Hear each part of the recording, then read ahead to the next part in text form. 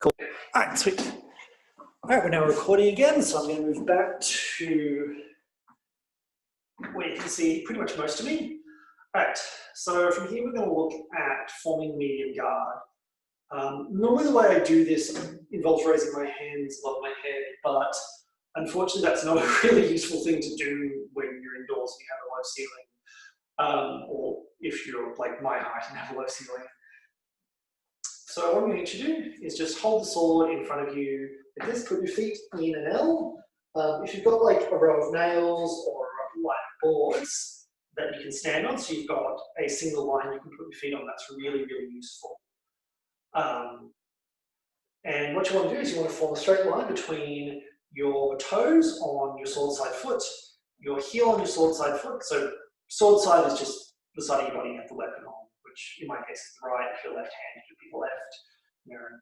You can change it to annoy people.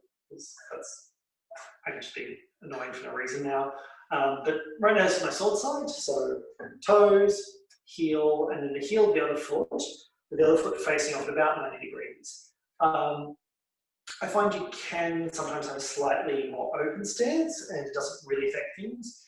I find if you have a more closed stance, if your toes start to pull them forward, there's certainly a lot of viable fighting styles, a lot of viable systems of footwork you can do from a stance with the toes pointing a bit more like with a shallow angle, but they're different to this, to the system that we're doing, so that can make things confusing. So yeah, just feet in an L, or feet in basically an L shape, heels in line with the front, with the toes and sword side foot.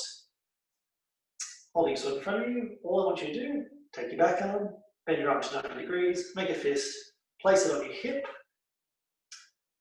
take your front arm, bend it at 90 degrees, hold it with your elbow, just about a finger's hand's width in front of your body, whatever that is, a couple of centimeters, like 2-3 inches, I don't know. From here, I'm going to get you to bend your knees.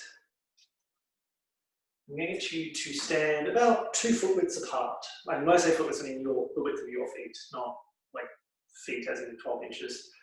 And from here, you're going to focus on your tip, and you're going to bring your tip down so it's about level with your shoulder.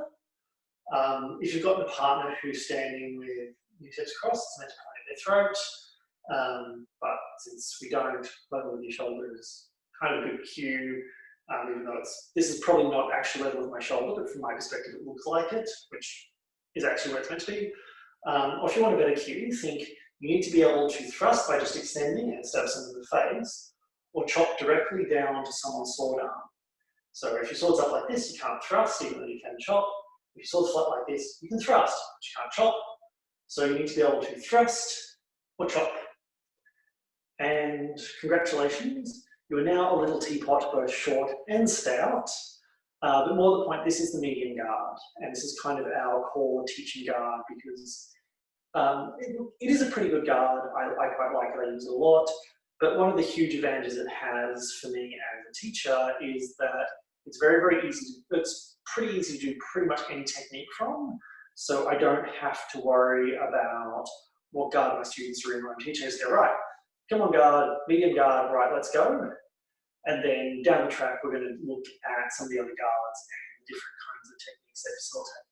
But right now, sword with tip high enough to thrust the face, low enough to chop to the arm, or high enough, in this case, high enough to chop to the arm, low enough to chop to the face, and extension. Knees nice and bent, so to a comfortable bend. Feet 2 foot widths apart, sword side foot facing forward, arms bent at 90 degrees, and yeah, just nice and relaxed. You want to always be relaxed because relaxation is kind of the key to movement. And that's the medium guard.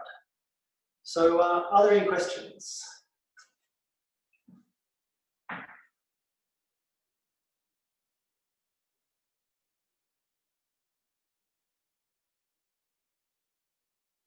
All right, looks like there are no questions.